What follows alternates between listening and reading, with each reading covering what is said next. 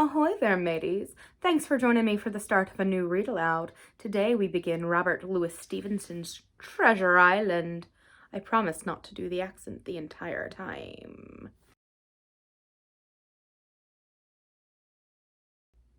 To the hesitating purchaser.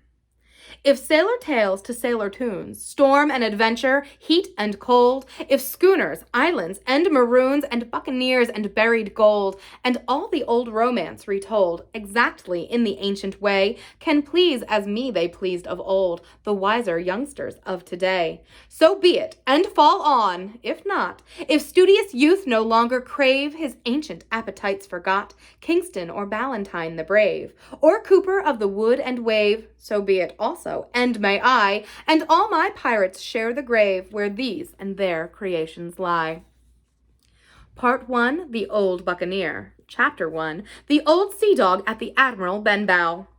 Squire Trelawney, Dr. Livesey, and the rest of these gentlemen having asked me to write down the whole particulars about Treasure Island from the beginning to the end, keeping nothing back but the bearings of the island, and that only because there is still treasure not yet lifted, I take up my pen in the year of grace 17, and go back to the time when my father kept the Admiral Benbow Inn, and the brown old seaman with the saber cut first took up his lodging under our roof. I remember him as if it were yesterday, as he came plodding to the inn door, his sea-chest following behind him in a hand-barrow. A tall, strong, heavy, nut-brown man, his tarry pigtails falling over the shoulders of his soiled blue coat, his hands ragged and scarred, with black, broken nails, and the saber cut across one cheek, a dirty, livid white. I remember him looking round the cove and whistling to himself as he did so, and then breaking out in that old sea song that he sang so often afterwards.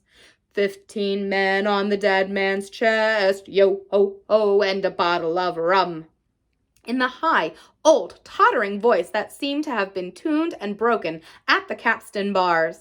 Then he rapped on the door with a bit of stick, like a handspike that he carried, and when my father appeared, called roughly for a glass of rum.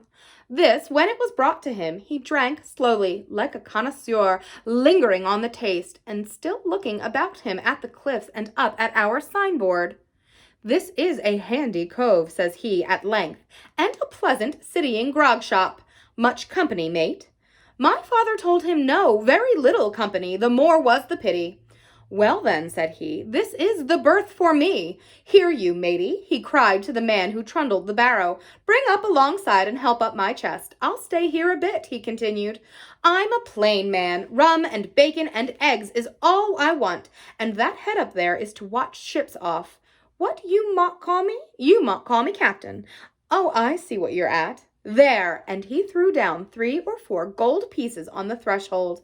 "You can tell me when I've worked through that," says he, looking as fierce as a commander. And indeed, bad as his clothes were and coarsely as he spoke, he had none of the appearance of a man who sailed before the mast, but seemed like a mate or skipper, accustomed to be obeyed or to strike. The man who came with the barrow told us the mail had set him down the morning before at the Royal George, that he had inquired what inns were along the coast, and hearing ours well spoken of, I suppose, and described as lonely, he had chosen it from the others for his place of residence. And that was all we could learn from our guest. He was a very silent man by custom. All day he hung round the cove or upon the cliffs with a brass telescope. All evening he sat in a corner of the parlor next the fire, and drank rum and water very strong. Mostly he would not speak when spoken to, only look up sudden and fierce, and blow through his nose like a foghorn, and we and the people who came about our house soon learned to let him be.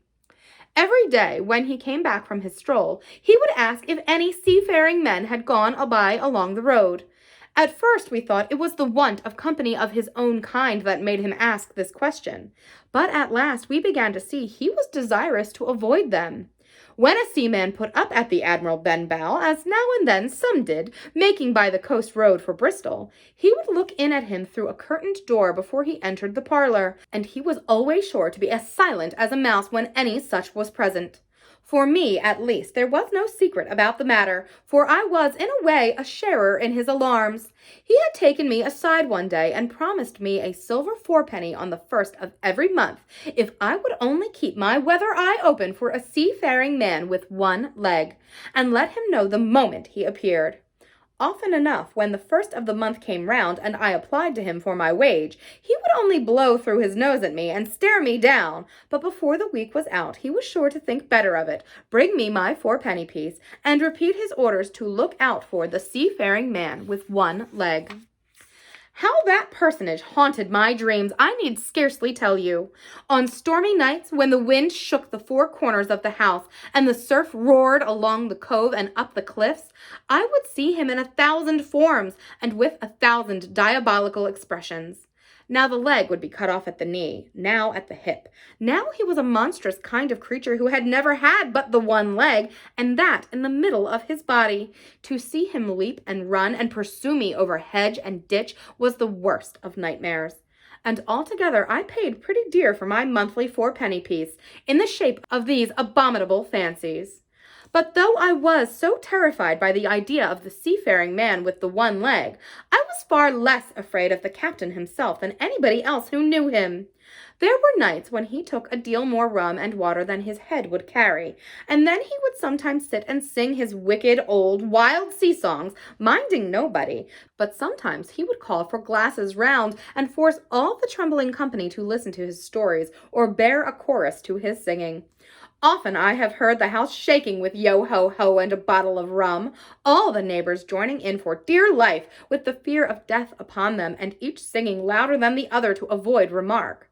For in these fits he was the most overriding companion ever known. He would slap his hand on the table for silence all round. He would fly up in a passion of anger at a question, or sometimes because none was put, and so he judged the company was not following his story.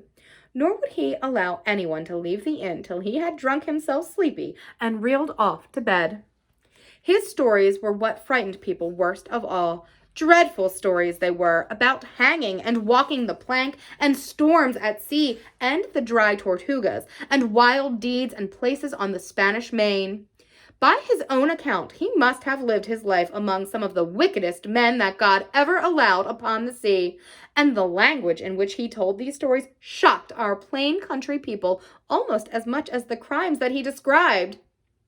My father was always saying the inn would be ruined, for people would soon cease coming there to be tyrannized over and put down and sent shivering to their beds. But I really believe his presence did us good. People were frightened at the time, but on looking back, they rather liked it. It was a fine excitement in a quiet country life, and there was even a party of the younger men who pretended to admire him, calling him a true sea-dog, and a real old salt, and such like names, and saying there was the sort of man that made England terrible at sea. In one way, indeed, he bade fair to ruin us, for he kept on staying week after week, and at last month after month, so that all the money had been long exhausted, and still my father never plucked up the heart to insist on having more. If ever he mentioned it, the captain blew through his nose so loudly that you might say he roared and stared my poor father out of the room. I have seen him wringing his hands after such a rebuff, and I am sure the annoyance and the terror he lived in must have greatly hastened his early and unhappy death. All the time he lived with us, the captain made no change whatever in his dress, but to buy some stockings from a hawker. One of the cocks of his hat having fallen down, he let it hang from that day forth, though it was a great annoyance when it blew. I remember the appearance of his coat, which he patched himself upstairs in his room, and which, before the end, was nothing but patches. He never wrote or received a letter, and he never spoke with any but the neighbors, and with these, for the most part, only when drunk on rum. The great sea chest none of us had ever seen open. He was only once crossed, and that was towards the end, when my poor father was far gone in a decline that took him off. Dr. Livesey came late one afternoon to see the patient, took a bit of dinner from my mother, and went into the parlor to smoke a pipe until his horse could come down from the hamlet, for we had no stabling at the old Benbow. I followed him in, and I remember observing the contrast of the neat, bright doctor with his powder as white as snow, and his bright black eyes and pleasant manners, made with the coltish country folk, and above all with that filthy, heavy, bleared scarecrow of a pirate of ours, sitting far gone in rum, with his arms on the table. Suddenly, the captain, that is, began to pipe up his eternal song. 15 men on the dead man's chest, yo-ho-ho, and a bottle of rum. Drink, and the devil had done for the rest. Yo-ho-ho, and a bottle of rum. At first, I had supposed the dead man's chest to be that identical big box of his upstairs in the front room, and the thought had been mingled in my nightmares with that of the one-legged seafaring man. But by this time, we had all long ceased to pay any particular notice to the song. It was new that night to nobody but to Dr. Livesey, and on him I observed it did not produce an agreeable effect, for he looked up for a moment quite angrily before he went on with his talk to old Taylor, the gardener, on a new cure for the rheumatics. In the meantime, the captain gradually brightened up at his own music, and at last flapped his hand upon the table before him in a way we all knew to mean, "Silence!" The voices stopped at once, all but Dr. Livesey's. He went on as before, speaking clear and kind, and drawing briskly at his pipe between every word or two. The captain glared at him for a while, flapped his hand again, glared still harder, and at last broke out with a villainous low oath. "Silence there, between decks!" "Were you addressing me, sir?" says the doctor, and when the ruffian had told him with another oath that this was so, "I have only one thing to say to you, sir," replies the doctor, "that if you keep on drinking rum, the world will soon be quit of a very dirty scoundrel." The old fellow's fury was awful. He sprang to his feet, drew and opened a sailor's clasped knife, and, balancing it open on the palm of his hand, threatened to pin the doctor to the wall. The doctor never so much as moved. He spoke to him, as before, over his shoulder, and in the same tone of voice, rather high, so that all in the room might hear, but perfectly calm and steady. "If you do not put that knife this instant in your pocket, I promise you, upon my honor, you shall next hang at the assizes." Then followed a battle of looks between them, but the captain soon knuckled under, put up his weapon, and resumed his seat, grumbling like a beaten dog. "And now, sir," continued the doctor, "since I now know there's such a fellow in my district, you may count I'll have an eye upon you day and night. I'm not a doctor only, I'm a magistrate, and if I catch a breath of complaint against you, if it's only for a piece of incivility like tonight's, I'll take effectual means to have you hunted down and routed out of this. Let that suffice." Soon after, Dr. Livesey's horse came to the door, and he rode away. But the captain held his peace that evening, and for many more evenings to come.